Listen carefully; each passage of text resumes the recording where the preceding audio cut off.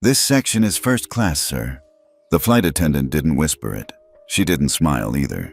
She just stood there, blocking the aisle, arms crossed, chin tilted, and said it loud enough for 2 rows to hear. Dr. Malcolm Reddick paused. He didn't blink, didn't look around. Just reached into his blazer and handed her his boarding pass. She took one glance and frowned like it had insulted her. "I'll need to verify this," she said flatly. "There may have been a mistake." Behind her, a white man in a charcoal suit leaned over to another passenger and chuckled. "It always happens when they try to sneak up here." Malcolm heard it. So did she. But neither of them said a word about it. "Tell us where you're watching from. Because what happens next? It'll stay with you." Malcolm didn't argue, didn't flinch. He simply tapped his left cufflink, a small, silver square with a barely visible blue light. To most people, it looked like nothing.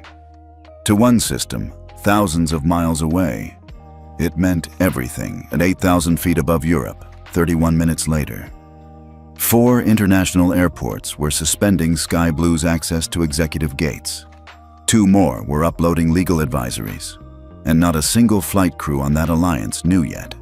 But for now, back in Frankfurt International, Gate B24, Erica had called a second attendant over. A man holding a company tablet appeared beside her, tapping nervously on the screen. "We're just working through something," he said. "Seat 1A's been, reassigned?" "To who?" Malcolm asked calmly. The man blinked. "That's not something I can share." "Because I don't have clearance?" "No, sir. It's because I don't look like someone who belongs in 1A. A sharp silence fell. Erica's jaw clenched. "That's not what anyone said." "But it's exactly what you meant," Malcolm replied. 10 minutes ago, Malcolm had passed through priority screening, cleared digital verification through global access, and arrived at his gate 2 minutes early. His boarding pass was QR sealed with biometric match. He didn't request Seat 1A. He was assigned it by an AI system that calculated hierarchy, clearance, and ethical trust score. A system he personally designed. But she didn't know that. They never do. Passengers were watching now. A few phones were out, angled discreetly but obviously. One woman in row 2 leaned forward and whispered to her partner, "He's being so calm." And he was. Too calm. Erica stepped back, then returned with a gate agent. A new woman, young, flustered, red lipstick bleeding at the edges. "Sir," she began, "we apologize, but due to a last-minute operational shift, your seat has been reassigned to business class. It's still a premium experience." "Is that printed anywhere on my ticket?" Malcolm asked. "No, but did the shift affect other passengers?" The woman hesitated. "No, just yours." Malcolm nodded once, then quietly said, "Begin route lock observation, full cabin audio and behavior capture." He wasn't talking to them. He was talking to the invisible system listening through his cufflink. Inside a monitoring room in Geneva, a red icon lit up on a glass wall screen. "Live incident detected. Sky Blue T742. Flagged by route authenticator. Simone Duran, Global Ethics Director at Etherlink, sat up straight. "Reddick's in motion," she whispered. "God help whoever triggered it." Back on board, Malcolm moved aside wordlessly. He walked to row 10 in business class. Quiet. Collected. But everyone in first watched him pass. Every step sounded like a question they didn't dare ask. In the cockpit, a soft chime beeped. The captain frowned. "Skygate Nexus just pinged us," he muttered. "Route auth?" His co-pilot stiffened. What the hell is Skygate doing on this flight? They'd find out soon enough. 2 rows behind, a black teenage boy in headphones leaned to his mother. Why didn't he tell them who he is? His mother, maybe early 60s, sharp gray streak in her curls, smiled softly. "Because men like him don't need to tell." Malcolm looked out the window. Below them, Europe was shrinking into cloud. Above them, a storm was forming. Quiet, calculated, unstoppable. And it had just begun. For most travelers, Skygate Nexus might as well be science fiction, a fancy term buried in fine print or a random buzzword airline staff toss around when things go wrong. But for those in the upper echelons of aviation infrastructure, Skygate is sacred. And today, one man just pulled the master switch. 30,000 feet above Europe, the hum of the aircraft masked a silent protocol now unfolding beneath every digital system linked to Sky Blue Transatlantic. As Malcolm Reddick sat calmly in business class, sipping water with the same ease as someone checking a watch, the cabin didn't know that 6 airports were on the brink of shutting Sky Blue out entirely. He hadn't moved. He hadn't raised his voice. He hadn't even asked for his seat back. But what he'd done, tapping that cufflink, speaking just 3 quiet words, was already rewriting the rules of global air travel. Back in Geneva, inside a quiet operations hub lined with glass walls and algorithmic dashboards, Simone Duran, ethics director at Etherlink, was already up from her seat. Her eyes scanned the route lock alert on the live Skygate feed. Passenger bias protocol breach, section 3.2.4, she muttered. Authenticated by Malcolm himself. She didn't panic. She didn't blink. She simply gave the order. Initiate phase 1. Audio extraction, timeline capture, real-time behavioral mapping. Every word from that cabin, every frame from its cameras, and every variation in tone and facial expression was now being scanned, logged, and stored. Not for review, but for action. A few rows back, a boy in his early teens leaned toward his mother. "Is that the guy they made move?" His mother nodded, barely moving her lips. "That's him. But he's not doing anything." She smiled faintly. "That's exactly why he's dangerous." Malcolm's calm wasn't silence. It was system design in motion. 23 years earlier, he'd been the one on the other side. Young, grieving, humiliated at an airport for daring to look out of place in a suit. A boarding pass torn, a funeral missed, and a dignity shredded in front of strangers. They thought they were ending something that day. They didn't know they were building something else entirely. Skygate Nexus wasn't created to punish airlines. It was created to prevent what happened to him, to measure equity, dignity, and fairness at the gate. But when those measurements flagged misconduct and nobody listened, the protocol escalated. Today, it had reached its highest level, route lock. Route lock wasn't just an alert. It meant that the final authority, the one person who certified gate access systems across 21 nations, had witnessed an ethics breach in real time and was preparing to act. Back on the plane, Erica, the lead flight attendant, was staring at her tablet in confusion. "I think the system just reset," she said aloud, frowning. Her crew partner leaned over. "What do you mean, reset?" "Cabin clearance just failed sync. It's saying, suspended access." "Did you press something?" "No, I don't think I did anything." Malcolm didn't even look her way. He didn't need to. The moment they told him, "You don't belong here," they triggered a cascade that no PR apology or coffee voucher could fix. Below, in Geneva, Simone reviewed Sky Blue's last 6 months of service data. 2 previous bias complaints marked as unverified, a sharp drop in internal ethics score, and a pattern of reassignment involving non-white first-class passengers. It was a pattern, one that just collided with someone who had the power to expose it. By the 10th minute of the route lock activation, 3 of the world's top airports, Frankfurt, JFK, and Incheon, had already begun pre-suspension procedures for Sky Blue's crew credentials. Gate access, priority landing clearance, automated bridge sync, gone, frozen. Back in New York, Sky Blue's corporate legal team was in chaos. "Who's the route authority on this one?" someone asked. "Reddick," came the whispered answer, and the room fell still. He wasn't just a VIP. He was the compliance auditor for the very digital system that powered their fleet's clearance through international skies. Someone at the back finally whispered, "We're going to lose access." They were wrong. They weren't going to lose access. They had already lost it. On the flight, Malcolm quietly adjusted the cuffs of his shirt. No drama, no warning. His silence was louder than any confrontation could have been. He closed his eyes, letting the moment settle, not for revenge, but for truth. This wasn't about his comfort or his ego.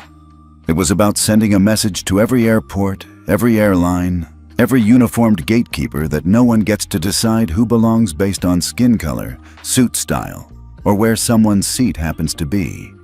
Simone reviewed the incoming audio files, capturing Erica's exact words. "This section is first class, sir." The tone, the posture, the scoffing laugh from the other passenger, all time-stamped, all submitted. And now, a 47-point charter Malcolm had drafted 3 years ago but kept in reserve. The Global Passenger Integrity Charter was finally being attached to a live case. Simone looked across the room. "Prepare the rollout." His signal just made it real. Up in the sky, Malcolm looked out the window at the clouds folding beneath the wings. They thought they were escorting a man from first class. They didn't realize they were walking themselves out of the sky. The plane hadn't even landed yet, and the dominoes were already falling. At Heathrow, the automated clearance system flagged a mismatch between Sky Blue's incoming crew credentials and their global access score. It wasn't a glitch. It was a lockout. Gate 37B went dark. A JetBridge assistant tried again. Error 319. Gas compliance suspended. Entry denied. Across the terminal, a blinking red bar appeared on the master screen. Sky Blue Transatlantic, temporarily delisted. No one panicked. Not yet. But the word started to spread. Quiet, sharp, and heavy. Something was wrong, and not the kind of bad weather wrong. This was structural and deliberate. At JFK, it hit harder. Terminal 4 was in the middle of prepping for Sky Blue's daily premium arrival. The gate manager had barely zipped up her jacket when a system admin leaned over. "G98 just triggered a cascade lock." "What kind of lock?" "Full shutdown. No biometric sync. No clearance path." The gate manager blinked. "Who authorized it?" The tech didn't answer. He just turned his monitor, and there it was. Route lock. Origin, Reddick, Malcolm A. The gate manager exhaled. Slowly. Heavily. Oh, hell. Mid-air, Malcolm hadn't moved an inch. He was still staring out the window, watching nothing in particular. Clouds, maybe. Or maybe something deeper. The past. The silence around him had shifted. He could feel it. The energy in the cabin was different. Softer. Hesitant. A few passengers had clearly figured it out.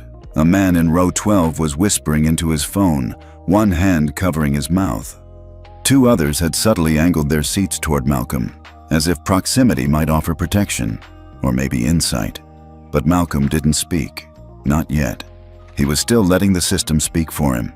In Singapore, a notice pinged inside the finance department of JAL Holdings, a key Sky Blue equity partner. The message was brief.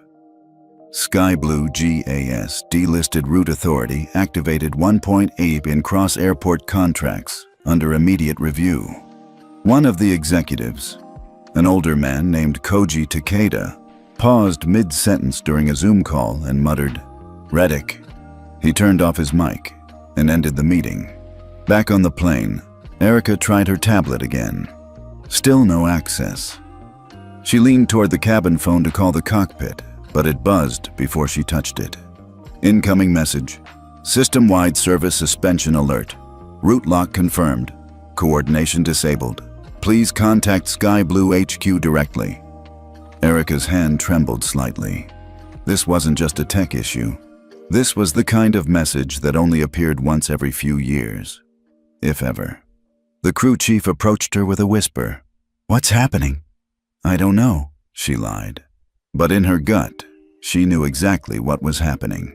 Someone very powerful was sitting in business class, and they had just shut down her entire airline from the inside. In Frankfurt, the Alliance of Ethical Aviation Systems, AEAS, flagged a cascade violation.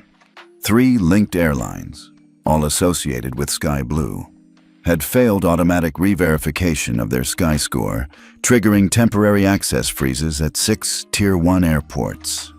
An executive at the FAA watched the chain reaction spread through real-time dashboards. Sky Blue, Transatlas, Vero Lynx, all frozen. A low-level analyst turned to her supervisor and asked the only logical question left. What does Malcolm want? At that exact moment, Malcolm pulled a slim folder from his carry-on. Inside, 3 copies of the Global Passenger Integrity Charter, each copy individually signed, encoded, time-stamped.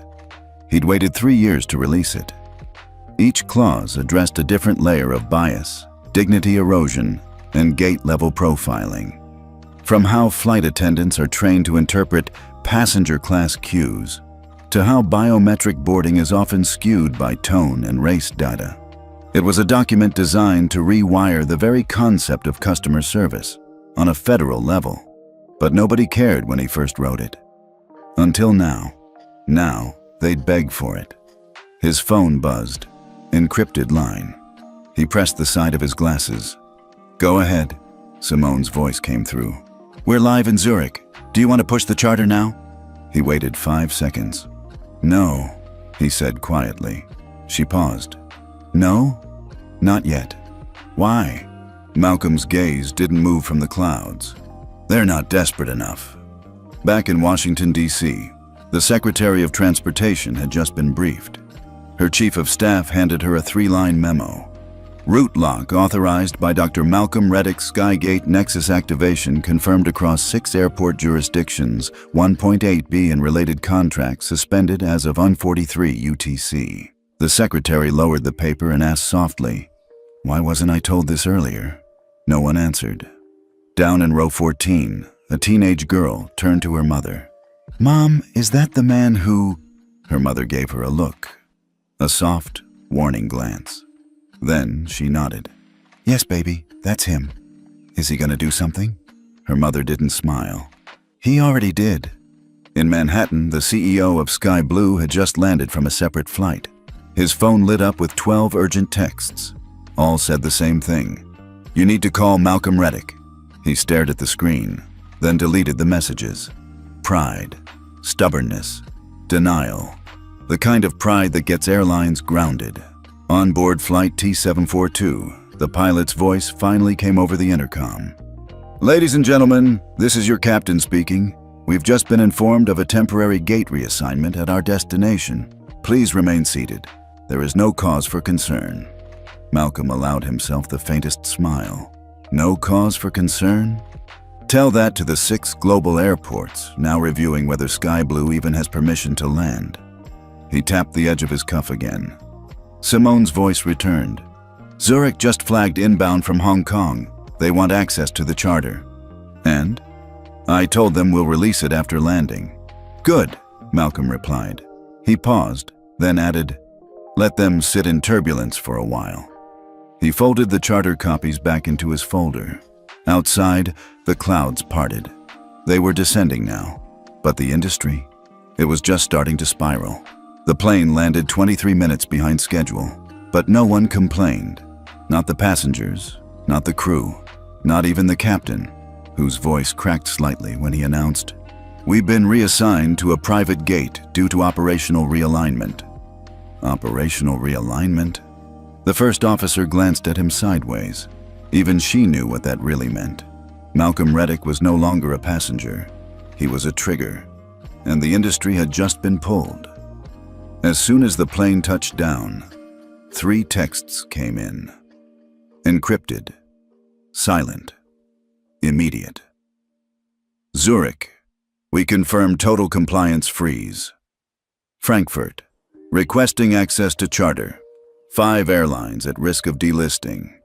FAA, Washington. Do you wish to comment?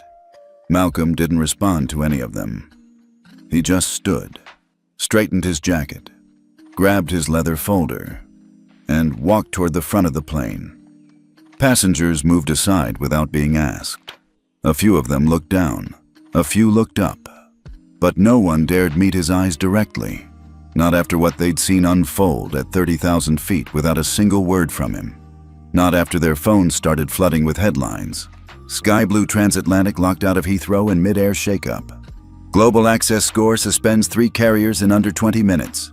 Source, ex-advisor to 5 nations behind sudden aviation lockout. The media hadn't said his name yet, but they would, soon. At the terminal, a Sky Blue PR manager waited with a nervous smile too wide for his own good. "Dr. Reddick, welcome. If you'd like, we have..." Malcolm walked past him without a glance. No time for PR handlers. Not when the head of the FAA was about to go on live television in under an hour. Inside the private lounge, a security officer stood by the door. He straightened when Malcolm approached. "Sir, you've been asked to wait for a representative of the airline." Malcolm gave a faint nod. "Of course," he said calmly. "They can take their time." But his eyes, those didn't wait. They scanned every monitor on the lounge wall. And sure enough, there it was. Breaking. Sky Blue CEO scheduled to speak live at 12 o'clock EST. A woman beside him, sipping white wine, leaned toward her friend. "Do you think he's the one who..." Her friend nudged her sharply. "Hush, don't say anything." Elsewhere, at Sky Blue headquarters, chaos reigned. Legal was screaming over logistics. It was scrambling to reverse route lock traces. The comms team was drafting 12 statements at once, all contradicting each other, and in the center of it all sat Ronald Kessler, the CEO himself. He looked like a man aging in real time, gray hair sprouting by the minute. He adjusted his tie for the 3rd time in front of the camera crew. "You're live in 90 seconds, sir." He nodded, swallowed hard, and whispered to his chief of staff, "Where the hell is Malcolm Reddick right now?" Back at the lounge, Malcolm sat down and unfolded the Global Passenger Integrity Charter on the table in front of him. He didn't need to read it. He'd written every clause by hand, but the gesture was symbolic. This was no longer a private battle. This was now global policy. A soft ping hit his phone. It was Simone. "Media line opened. Charter leak expected in 2 minutes. They want a statement." He replied with one word. "Wait." 12 o'clock p.m. sharp. The Sky Blue CEO appeared live on every major outlet. CNN, BBC, CBC, even Al Jazeera. Behind him stood a bland blue banner. "We fly with integrity." He began. "We want to assure all travelers that recent technical disruptions were not the result of any safety concerns. We are working with airport authorities to restore full operational access, and we are..." He paused. His comms director had just handed him a phone. His face paled. A breaking news banner flashed at the bottom of the screen. "Confirmed, Malcolm Reddick. Authorized Skygate route lock across 6 countries." He looked into the camera and blinked. This is the first I'm hearing of this action." People noticed. They always do. That microsecond of panic, that hesitation in his voice. It was the crack in the dam. And in that moment, Malcolm tapped his cufflink again. Simone's voice came through. "You're live in 3, 2... Suddenly the screen split. On one side, Sky Blue's fumbling CEO. On the other, Dr. Malcolm Reddick, seated calmly, professionally, in the airport lounge. Behind him, the open folder, the charter glowing beneath soft light. He spoke. One sentence only. "I wrote the system that locked your gates." The room fell into a hush. "I also wrote the policy that can unlock them." Pause. Silence. Then, the twist of the knife. "It's called the Global Passenger Integrity Charter, and I suggest you read it before your next press conference." Twitter exploded. So did LinkedIn. And Slack channels inside every major airline, every booking agency, every executive corridor from LAX to Geneva. Passengers at gates all over the world turned their phones toward the screens. The reaction was not one of fear. It was awe, not rage, but relief. Someone had finally stood up. Quietly, strategically, completely. At Sky Blue HQ, the boardroom went still. Ronald Kessler removed his earpiece and muttered, "Call him." Someone tried to argue. "Sir, I said call him." Malcolm's phone vibrated once. Unknown number. He answered. "This is Kessler." "I know." A pause. "I'd like to talk." "Now you want to talk," Malcolm said, calm as winter air. "When your stock's down 11% and 6 of your gates are frozen. I want to fix this." Malcolm let the moment breathe, then asked one question. "Are you ready to sign?" In Zurich, the charter had already been downloaded 14,000 times. In Tokyo, ANA's ethics director asked for a private line. In Washington, the FAA scheduled an emergency hearing for Friday. And in the lounge, Malcolm Reddick sat back, exhaled, and waited for the world to come to him. The press didn't sleep that night. Neither did the airlines, nor the stock markets. By 4 a.m. Eastern, shares of Sky Blue Transatlantic had dropped 19%, hitting a 2-year low. 3 hedge funds quietly offloaded over $740 million in holdings. Rumors swirled that 2 European banks had frozen aviation lines of credit entirely. And all of it traced back to a single signature not yet signed. The Global Passenger Integrity Charter. Malcolm Reddick didn't flinch. He never did. He was up at 5:30 a.m. drinking black coffee in a silent glass suite overlooking JFK's private hangar row. His posture was still. His eyes didn't blink much. And the charter folder, still open, still untouched, because he wasn't rushing anyone. He was waiting for desperation to do the work. At 6:42 a.m., Simone Durand stepped into the room. She wore dark navy, hair pulled back, tablet in hand. Geneva just pulled all 6 cooperative airports from the Skygate Nexus. No inbound from Sky Blue, Transatlas, or Vero Links. And Tokyo? What about Tokyo? Malcolm asked. Simone paused, then said softly, "ANA just released a statement. They're adopting the charter, effective immediately." Malcolm's lips didn't quite smile, but his eyes, they flickered. 1. By 8 a.m., the dominoes started to fall faster. Canada's Transport Ministry issued an emergency ethics compliance review. Singapore's Civil Aviation Authority requested an urgent meeting. Emirates quietly emailed a 3-line message to Malcolm's private inbox. Willing to sign, discreetly if needed. The charter, once just a document, was now a gatekeeper, and anyone without it was being locked out. Back at Sky Blue's Manhattan Tower, CEO Ronald Kessler hadn't slept either. He had a new suit on, but an old panic behind his eyes. His lawyers were hoarse. His PR director had thrown up. The board had just sent a memo. If this isn't resolved by 2 p.m., we begin looking at alternatives. Alternatives meant him. At exactly 9:17 a.m., his assistant whispered, "He's on the line." "Put him through." Malcolm's voice came clear, no noise behind him, just wait. "Ronald." "Dr. Reddick," Kessler replied too quickly, too formally. "I want to say—" "You had your moment," Malcolm interrupted. "What's your decision?" Kessler hesitated. We're ready to discuss terms." "No terms," Malcolm said. "Only signatures." "And if I don't?" Malcolm didn't raise his voice. He didn't need to.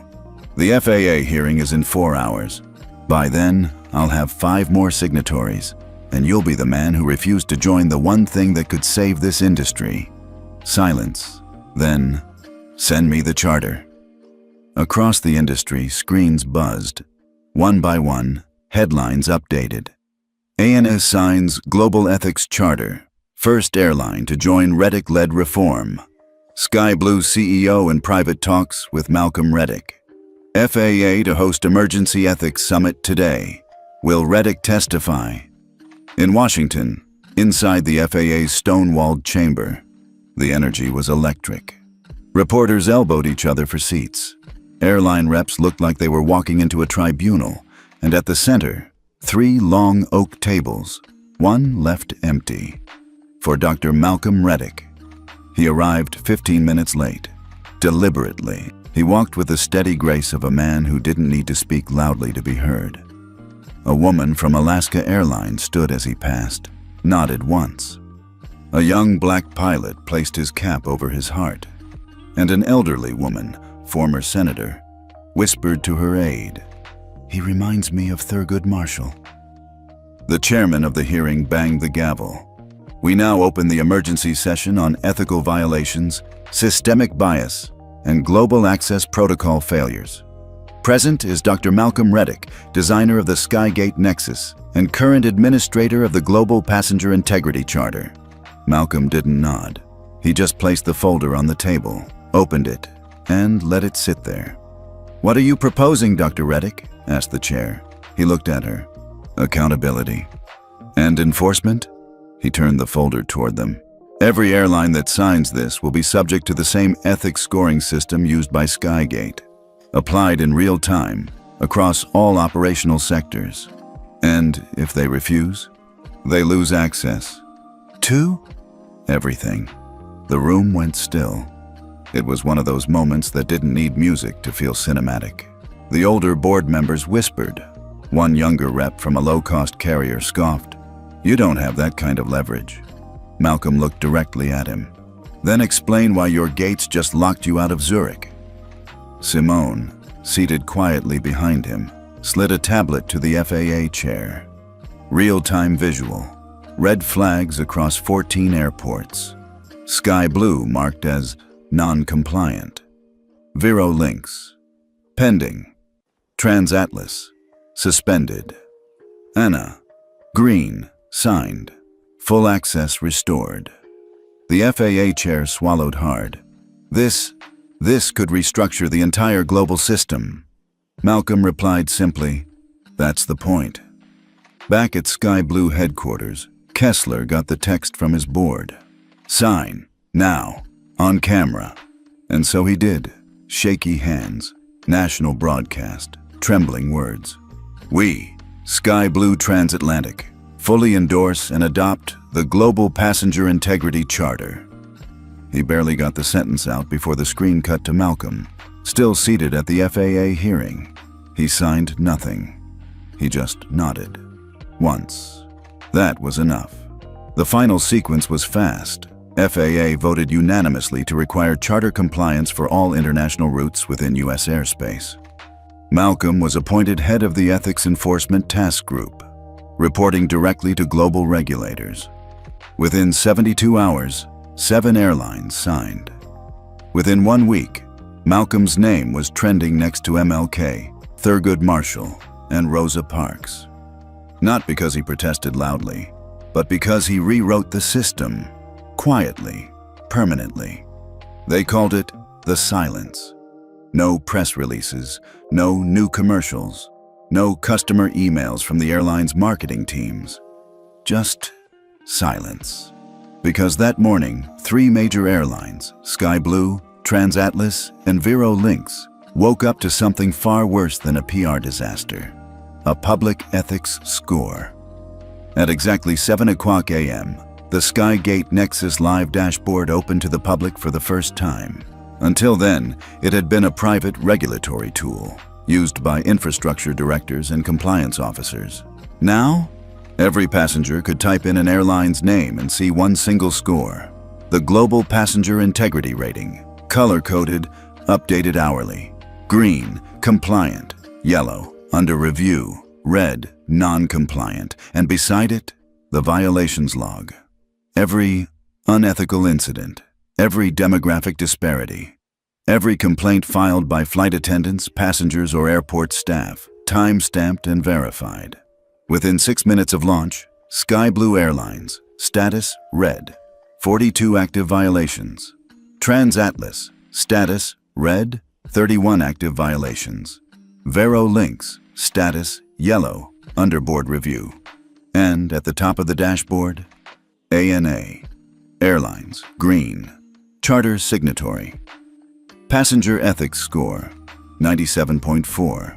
Across Twitter and Reddit, hashtags exploded. Fly with ethics, #no more. Red flights, @Reddick.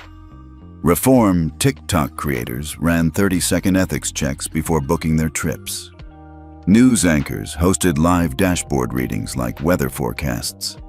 Here in the Northeast Corridor, we're seeing major turbulence for Sky Blue with a score of 61.2 and dropping. It wasn't a PR crisis. It was a consumer revolt. Inside Malcolm Reddick's office, the mood was still quiet. Simone scrolled through the dashboard metrics. Over 320,000 users in the first hour, she said. Ethics scores trending as top search on Google and Bing. Malcolm didn't blink. They'll panic, he said calmly. They already are, she replied. Sky Blue's board just called for a private session. Vero Links canceled 5 international routes this morning. He nodded once. And TransAtlas? They tried to sue. Malcolm almost smiled. Let me guess, in the Southern District? Simone tilted her head. They withdrew the case an hour ago. Judge Owen cited public risk interest. At Sky Blue's downtown tower, chaos didn't even begin to describe it. 3 high-ranking execs resigned. 6 major corporate clients, finance firms and consulting groups, canceled their bulk flight contracts. And worse, a group of disabled passengers posted a viral clip on YouTube of their mistreatment on a Sky Blue flight just 3 weeks earlier. The caption was brutal. Now we know why their ethics score is red. That video hit 12 million views in 10 hours. By noon, Sky Blue's customer service call center was flooded. Is your airline safe for minorities? Do you allow people with disabilities to pre-board? Why do you still employ a crew member who shoved a veteran last year? The agents had no script for this, because the truth was, they couldn't hide behind silence anymore. Meanwhile, TransAtlas thought they had a strategy. Their CEO, Martin Langston, went on CNBC Live. He wore a blue tie, had a smile prepared. We take the concerns of our passengers seriously. Our teams are committed to reviewing every claim. The anchor leaned forward. Then why haven't you signed the charter? Langston's smile faded a fraction. We are in active discussions. I'm sorry, the anchor cut in. Your ethics score just dropped again. It's now 64.8, with 17 unresolved racial profiling incidents flagged in the last 48 hours. Langston blinked. The anchor didn't. Dr. Reddick said he would give the industry the rope and let them hang themselves. Langston didn't finish the interview. Back in Malcolm's office, Simone handed him a sealed envelope. What's this? He asked. Letter from the African Business Travel Alliance, she said. They're pledging $300 million in ticketing support, only to airlines who score green for 6 months straight. Malcolm opened it slowly, read it, then looked up. It's starting, he said. Later that afternoon, Malcolm met with his core legal team. In the center of the table, the unreleased framework titled GAS Protocol, the Global Access Score. The next phase, where ethics didn't just live on dashboards. They determined which airlines could access the most profitable routes. Simone tapped her pen against her notebook. We'll need to finalize the thresholds, she said. Once the airlines realize they'll lose Asia-Pacific lanes based on behavior, they'll panic again. Malcolm nodded. They should. He stood and walked toward the window. New York skyline. Planes in the distance. Power moving through silence. He turned back. We're not punishing them, he said. We're just making the cost of injustice visible. At 4:18 p.m., a memo hit every major airline CEO's inbox. Effective next quarter, ethics scores below 75.0 will trigger automatic reroute restrictions across 21 federal airports. Compliance review will be conducted every 48 hours. GS protocol will go live within 10 business days. There was no option to opt out, only to improve or be left behind. Sky Blue called an emergency board meeting. CEO Ronald Kessler entered sweating. I'll sign, he said. The charter, the GAS protocol, all of it. Too late, one board member replied. We're moving forward without you. He froze. What? Another member slid a packet across the table. Dr. Reddick's name is on page 1. He's not replacing you. He's auditing the entire structure. Kessler sat down. Hard. By nightfall, passengers were reshaping the industry with a single click. And Malcolm? He wasn't on television. He wasn't even on social media. He was in a quiet room, finalizing a document. The last page of the Global Passenger Integrity Charter, where the public version would include Ethics Score. Access by airline crew member misconduct records. Passenger discrimination logs, monthly industry-wide rankings. He picked up a pen, signed it. Tomorrow, it would go live. And the world would fly differently. By dawn the next day, 3 airlines still hadn't signed the charter, and they wanted the world to know why. SkyNova, Aerolux, Jetstream Pacific. In a joint press conference streamed across business networks, their executives stood at sleek podiums with confident smiles and carefully rehearsed statements.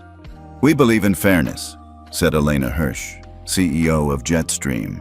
"But we don't believe in giving one man the authority to decide how we operate." Behind her, a slide flashed. Airline freedom, artificial scores. Applause followed, scripted, polite, hollow. By 10 a.m., hashtags were trending. Hashtag no to gate control, now Reddick overreach master passengers deserve freedom. But something was off. The comments weren't buying it. This the same Jetstream that kicked off a deaf woman last month? SkyNova still hasn't explained the veteran incident in March. Y'all scared because you know your ethics score is trash. The algorithm wasn't on their side. Neither was the public. Because while they were trying to brand Malcolm as a dictator, his silence was more powerful than their microphones. Inside his office, Malcolm watched the live stream with the same expression he wore when his coffee was slightly too cold. Mildly curious, entirely unfazed. Simone stood behind him, tablet in hand. "They're testing you," she said. "They're testing themselves," he replied. He didn't flinch when Jetstream's executive team called Skygate a surveillance state. He didn't blink when a SkyNova VP claimed the ethics dashboard was racially biased against white passengers. And he didn't say a word when Aerolux promised to launch their own integrity program, independent and transparent. Because he knew exactly what would happen next. By noon, they had made their move. A 17-page anonymous blog post, published on a fringe travel site, went viral. The hidden agenda behind the ethics score and gore. Reddick's global power grab. It accused Malcolm of everything from insider trading to secretly owning shares in ANA Airlines, one of the only airlines rated green. They used old photos, took quotes out of context, invented emails, and then they pushed it through paid bots and whisper campaigns. For a moment, it worked. Cable pundits started asking questions. Is Malcolm Reddick just another corporate opportunist? Who's really behind the J's protocol? Why are we trusting one man with international access control? The attacks were designed to destabilize him, to strip away his image of calm, thoughtful reform, and replace it with a caricature, manipulative, power-hungry, dangerous. But they miscalculated 2 things. First, Malcolm Reddick never chased the spotlight. Second, the passengers remembered everything. Within hours, a flood of video testimonies hit the internet. A black woman described being told to move back to economy on a Jetstream flight, even though her boarding pass said first class. A young veteran with a prosthetic leg shared how SkyNova crew rolled their eyes when he asked for pre-boarding. A single mother with an autistic child posted surveillance footage from Aerolux, where a flight attendant mocked her son's sounds during takeoff. Their posts ended with the same sentence: "That's why I believe in the charter." By sunset, the smear campaign was in ashes. Then came the letter from 42 former airline staff, pilots, attendants, gate agents, who had been fired or silenced for reporting discrimination inside Jetstream, SkyNova, and Aerolux. They published a joint open letter. Dr. Reddick isn't a threat to the industry. He's our only chance at saving it. It was signed with all their names, and 4 of them attached internal audio recordings. At CNN headquarters, producers were already scrambling. They reached out to Malcolm's office for an interview. He declined. Then, The Atlantic. He declined. 60 Minutes. Declined again. Instead, he uploaded one short video. No background music. Just him. Simple shirt. Calm voice. This isn't about power. It's about dignity. I've walked through terminals where people looked at me like I didn't belong. Now I'm helping to build one where everyone does. You don't have to trust me. Just watch the data. It doesn't lie. 3 sentences in, the comment section exploded. That's how you speak truth. No cap, this man is a legend. I was skeptical, now I'm all in. The video hit 10 million views in 14 hours. By the next morning, something shifted. Jetstream's own data scientist resigned and leaked their real ethics report. It showed scores had been red flagged months earlier, and leadership buried it. The final nail came from inside Sky Nova. An anonymous exec released email threads showing they deliberately manipulated gate assignment logs to avoid undesirable passengers in premium zones. That same day, Sky Nova stock fell 12%. Their CEO, Monica Shields, stepped down in a quiet Friday memo. Meanwhile, a senator from Massachusetts called for a Senate hearing. If airlines are targeting passengers based on race or disability, we need to know. And if Skygate is the only system exposing it, we should listen, not attack it. That night, Malcolm stood alone at an empty terminal in JFK. Not out of ceremony, not for drama, but because he still liked to walk the spaces where this all started. He remembered the first time he was told he couldn't sit up front. The first time someone called him out of place. Now, he was building a system that said, you belong, not because you're rich, not because you're powerful, but because you're human. Behind him, a janitor pushing a mop cart paused. You're that guy, right? The man asked. Malcolm turned. I guess so. The man smiled. My daughter's autistic. Last week we flew Anna. First time nobody made her feel like a problem. Malcolm nodded softly. The man added, thanks for whatever it is you're doing. Malcolm looked out toward the runway. I'm just clearing the path. Capitol Hill wasn't built for silence.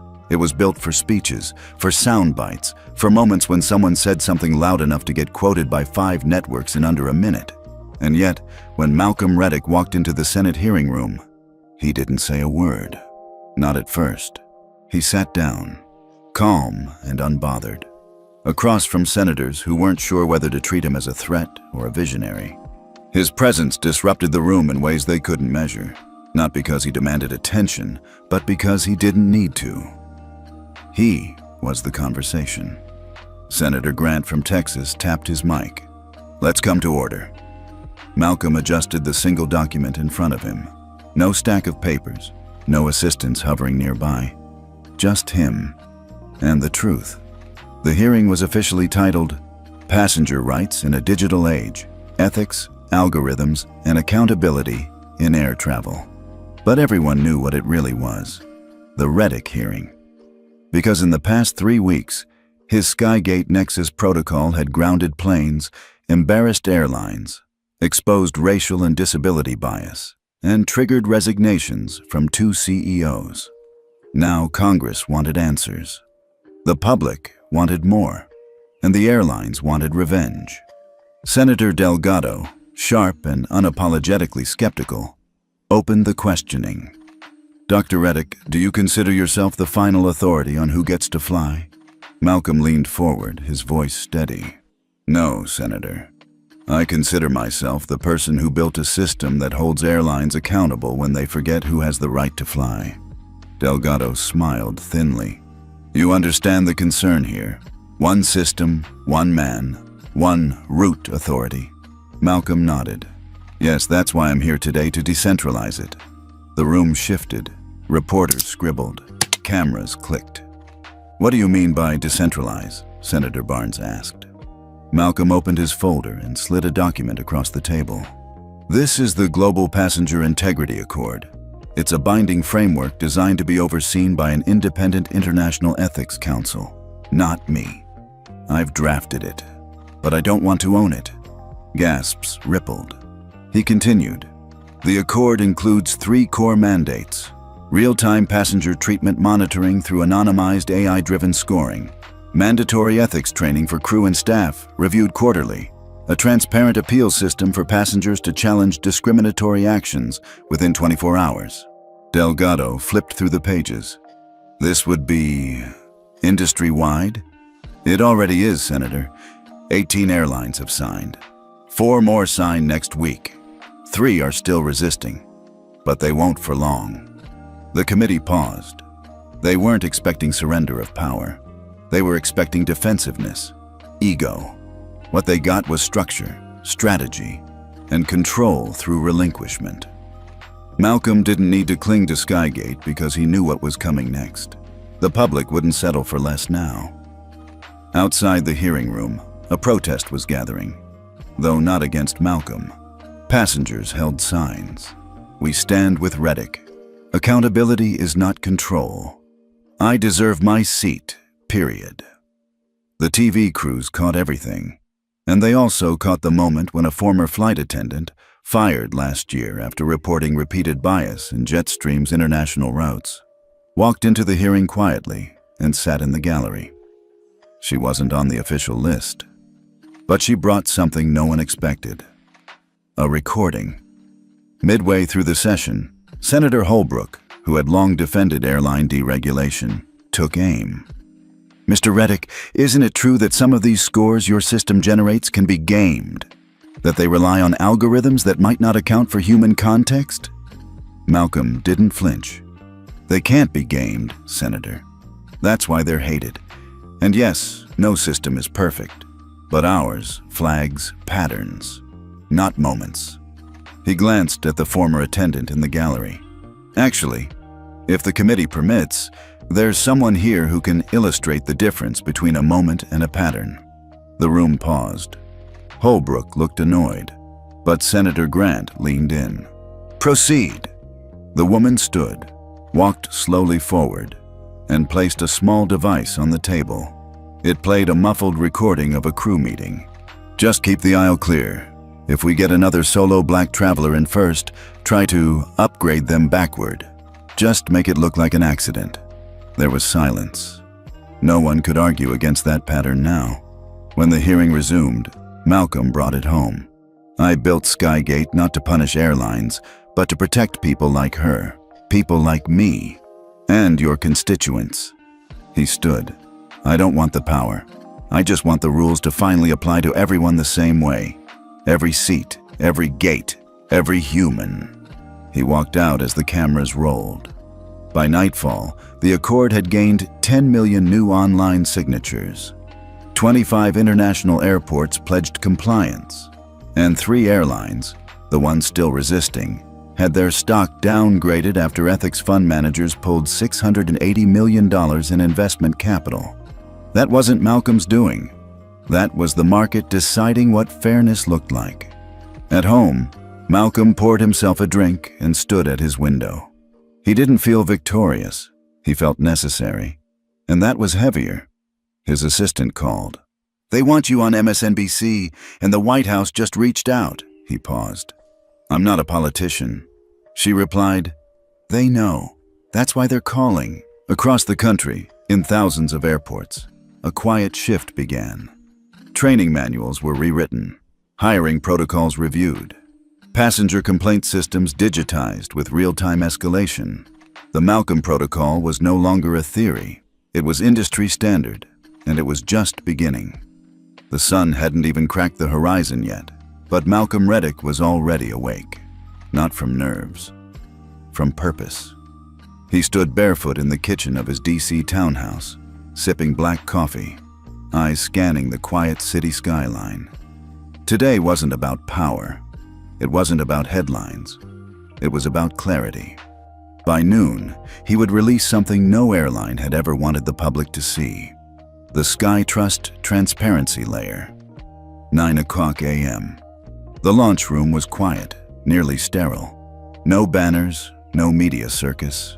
Just a small circle of engineers, ethicists, and legal analysts watching a single screen. Simone Durand, his chief integrity officer, stood beside him.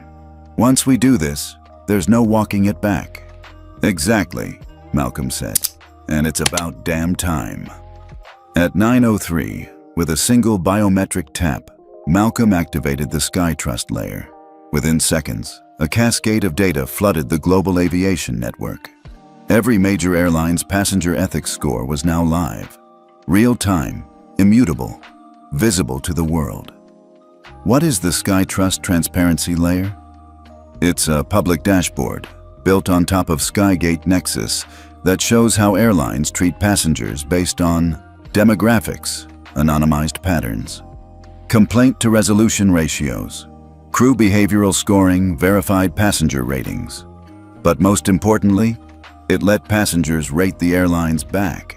For the first time in aviation history, the power dynamic flipped. By 10:15 a.m., the ripple effects were immediate. Sky Blue Transatlantic, whose CEO had once called Malcolm a dangerous idealist, plummeted from a 91 to a 68.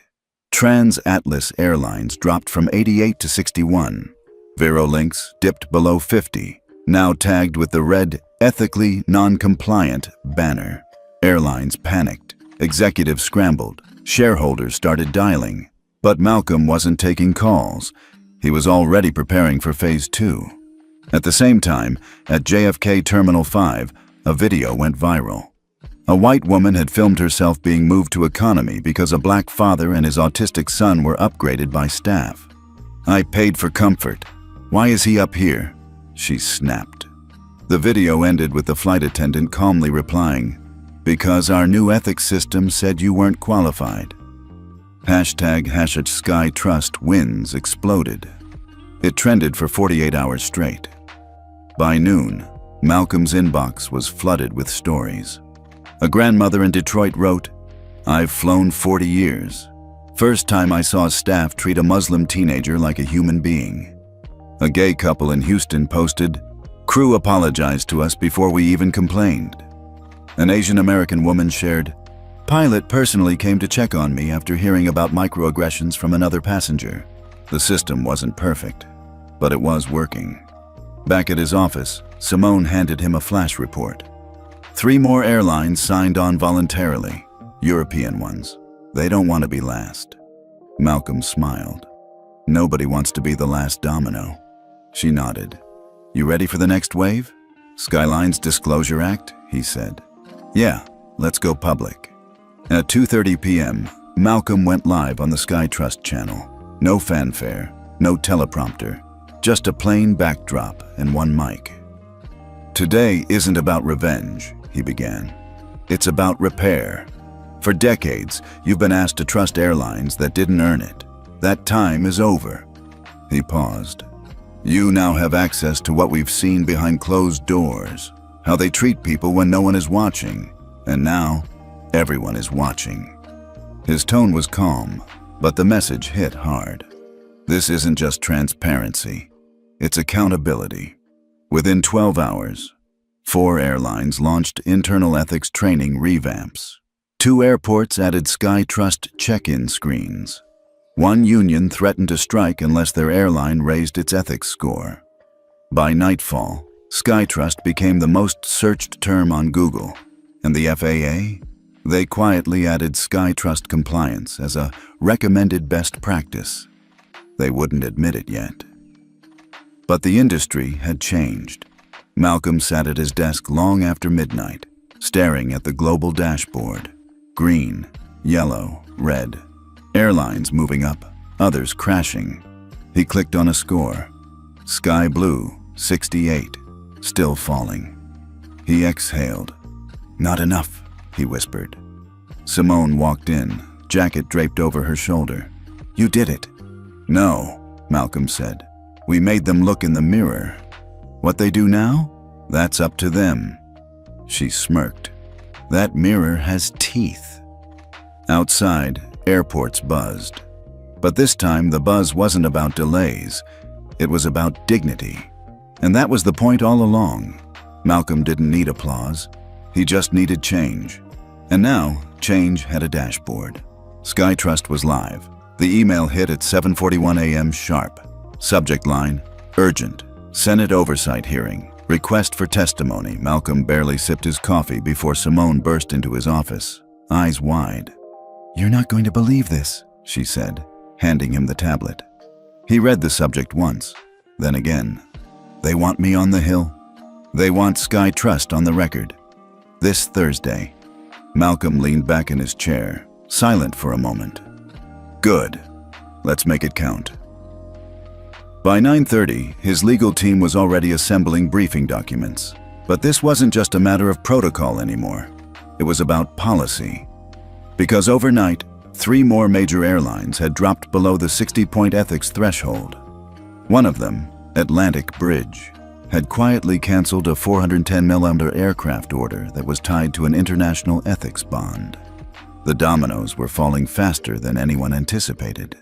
Elsewhere in D.C., the aviation lobby wasn't taking it well. Inside the conference room at Aero United's headquarters, panic hung in the air like bad cologne. "This SkyTrust system is destabilizing the entire industry," barked Hal Emerson, VP of Strategic Ops. "We're getting buried in public pressure." "Then do better," muttered their chief PR officer. The room went silent. The truth? They didn't hate SkyTrust because it was unfair. They hated it because it was right. On Capitol Hill, Senate Chairwoman Denise Langford reviewed her notes. She had watched Malcolm's full SkyTrust live stream 3 times. Each word, each pause. She'd met a lot of CEOs. Most of them deflected or danced. Malcolm Reddick? He didn't flinch. She turned to her aide. "Make sure he gets full airtime. I want his voice heard." The day of the hearing arrived fast. Malcolm wore a deep navy suit. No tie. No cufflinks this time. Not because he wasn't taking it seriously, but because he wanted to be readable, not untouchable. He entered the chamber with Simone and 2 core members of the SkyTrust engineering team. Cameras snapped. Reporters whispered. On the other side of the room sat the CEOs of 4 airlines, all dressed immaculately, flanked by lawyers and PR specialists. The balance of power had shifted, but not everyone had caught up. Senator Langford gavelled the hearing to order. "Today, we're here to discuss the implications of the SkyTrust transparency layer, its legality, its impact, and its necessity." She turned toward Malcolm. "Mr. Reddick, you may begin." Malcolm stood, calm and clear. "Madam Chair, members of the committee, I didn't set out to burn down the aviation industry. I set out to clean its windows." A ripple of tension moved through the room. "I've worked with airlines for over 2 decades. I know the good people in this space, but I also know what happens when behavior hides behind bureaucracy." He gestured to a live screen beside him. Real-time SkyTrust data lit up, scores shifting, flags blinking. This isn't a gotcha tool. It's a mirror, and for once, it can't be turned off when it gets inconvenient. One senator raised an eyebrow. "Mr. Reddick, critics argue that publicizing ethics scores damages investor confidence, that it could collapse companies." Malcolm nodded. "Good. Maybe they should collapse." Gasps, then murmurs. If a company depends on silence to stay solvent, then it was never stable to begin with. Senator Langford leaned forward. "What would you say to the people who think you're weaponizing transparency for personal gain?" Malcolm didn't hesitate. "I gave up 80% of my shares in Crestwing Ventures the day SkyTrust went live. I don't profit from this. I protect it." "And who audits you, Mr. Reddick?" Simone stood, handing out sealed reports. "We do," she said. SkyTrust includes a self-audit algorithm overseen by an independent ethics council chaired by 3 civil rights leaders and 2 former regulators. The room quieted. No one saw that coming. Backstage, one of the airline CEOs clenched his jaw. "This guy's going to ruin us." But another CEO, older, slower to speak, turned to him. "No, he's giving us a chance to save ourselves. If we don't take it, then we deserve to be ruined." After 3 hours of testimony, the hearing concluded with a stunning turn. Senator Langford announced, "This committee will introduce legislation requiring all federally partnered airlines to meet a minimum SkyTrust score for continued access to strategic airspace." The cameras went wild. So did Wall Street. Back in the hallway, reporters swarmed Malcolm. "Mr. Reddick, did you expect this level of support?" He smiled slightly. "I expected pushback, but I hoped, maybe foolishly, that decency still meant something in this town." Then he stepped into the elevator and disappeared. That night, the SkyTrust homepage crashed from traffic overload. 1 million new users logged on to rate their past flights. Ethics became the new currency of trust. And trust? It had never been so valuable. Somewhere in a quiet office, a young intern at an airline compliance department stared at her screen. She scrolled through the live passenger comments. "This was the first time I wasn't afraid to ask for help. Crew asked me if I had accessibility needs without making me feel broken. I finally felt seen." She blinked and smiled. Maybe it was working. Meanwhile, Malcolm returned to his townhouse. Shoes off, phone off. He stepped out onto the balcony, looking at the city lights humming below. Simone's message popped on his secure device.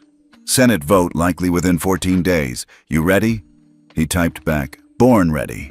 Then closed the screen, let the breeze hit his face, and finally exhaled. The system hadn't changed overnight, but it had cracked. And sometimes, that's all revolution needs. Just one crack. The rest follows. 2 weeks passed. 2 weeks of round-the-clock media coverage, op-eds, think pieces, and a level of public engagement the airline industry had never seen. And then, it happened. The Passenger Ethics Accountability Act, backed by bipartisan support, passed 82-18 on the Senate floor. It was swift, it was loud, and it was historic. For the first time, airlines could lose federal certification not just for mechanical failures, but for ethical ones. The FAA, ICAO, and even international hubs like Heathrow and Changi signed on to enforce a global passenger integrity standard centered on one system, SkyTrust. By the following Monday, SkyTrust's compliance layer was no longer optional. It was embedded into licensing, flight approval workflows, even bonus structures for executive leadership at major airlines.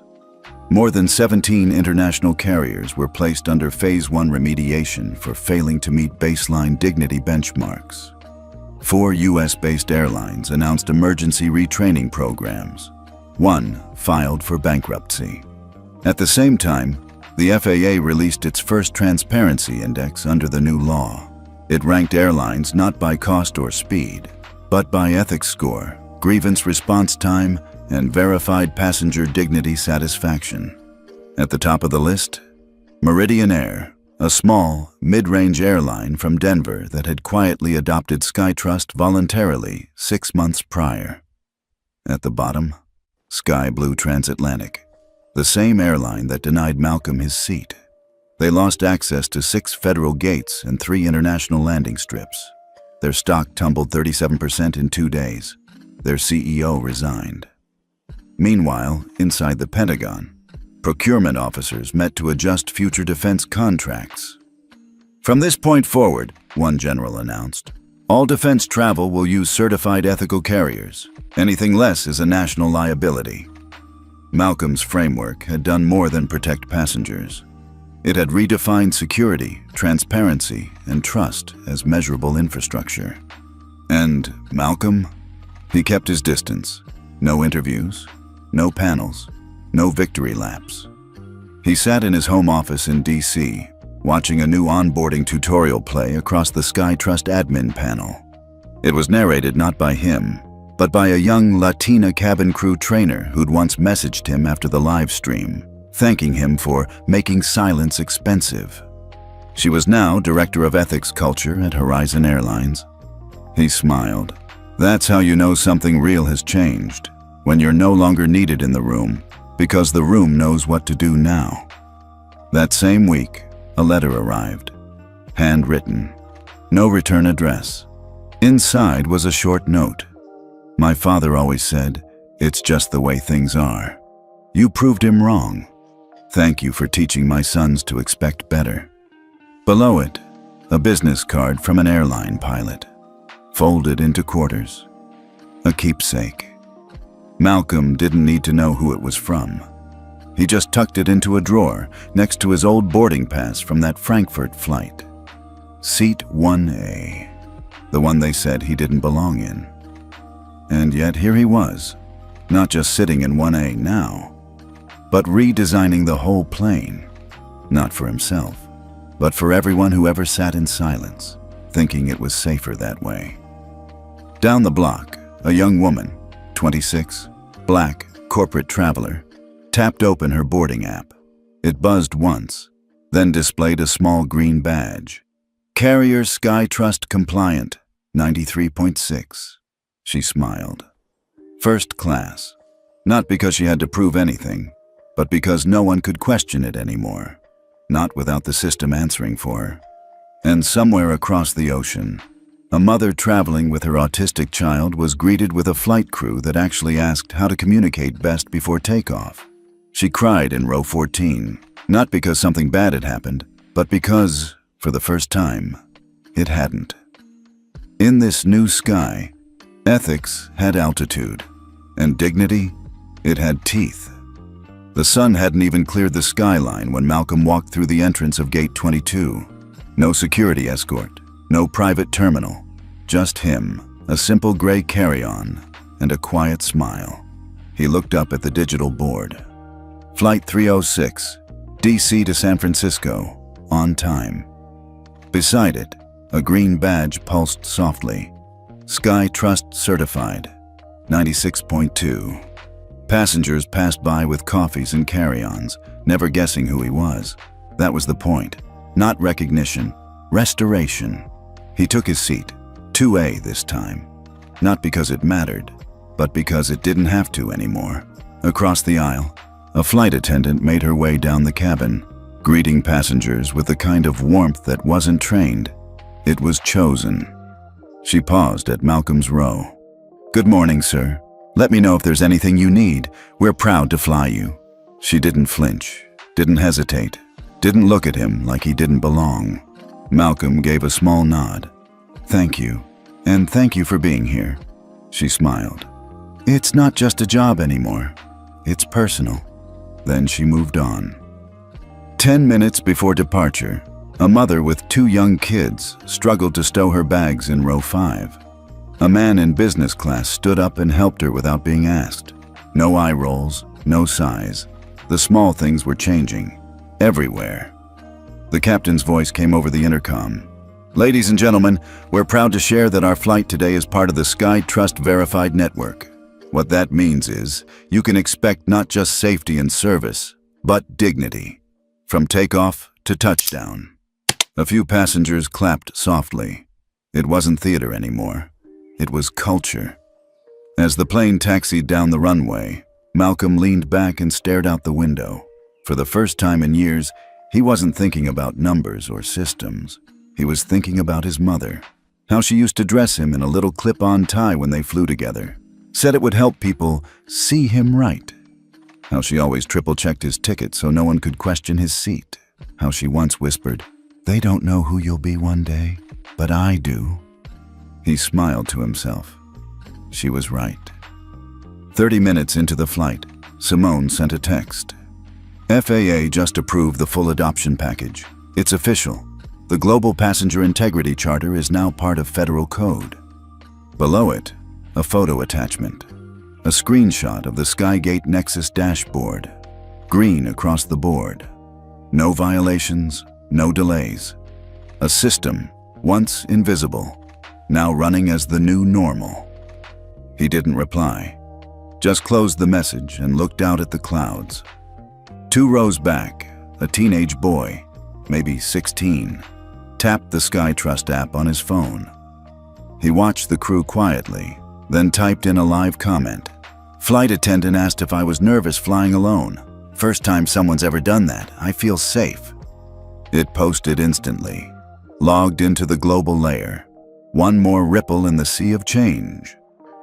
An hour later, the landing gear touched down in San Francisco. Malcolm didn't rush to disembark. He waited, let the aisle clear.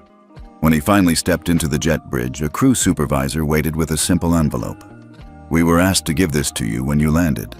Malcolm opened it. Inside was a boarding pass. Seat 1A. No name, no flight number. Just the words handwritten across it. "You reset the altitude. Now we all get to fly higher." He folded it once, slipped it into his wallet. No speech, no nod. Just silence. The kind of silence that says, "Mission complete." Outside the terminal, a little girl held her mother's hand, eyes wide as she looked up at the planes. "Mommy, can I sit by the window next time?" Her mom laughed. "Of course. You can sit wherever you want, baby." And this time, they both believed it. Back in D.C., in a small glass display on Malcolm's bookshelf, sat two items: a faded boarding pass from a flight that changed everything, and a small brass plaque with 5 engraved words, "Fair skies begin with truth." He never told anyone who gave it to him. Some things aren't meant to be explained, only earned. And somewhere, on 1,000 flights happening at this very moment, people of every color, class, age, and belief are finally flying the way they were always meant to, with respect, without apology, because one man was told he didn't belong in first class and chose to rewrite the entire system instead. Have you ever been treated like you didn't belong just because of how you look? What would you have done in Malcolm's place? Tell us where you're watching from and what dignity means to you.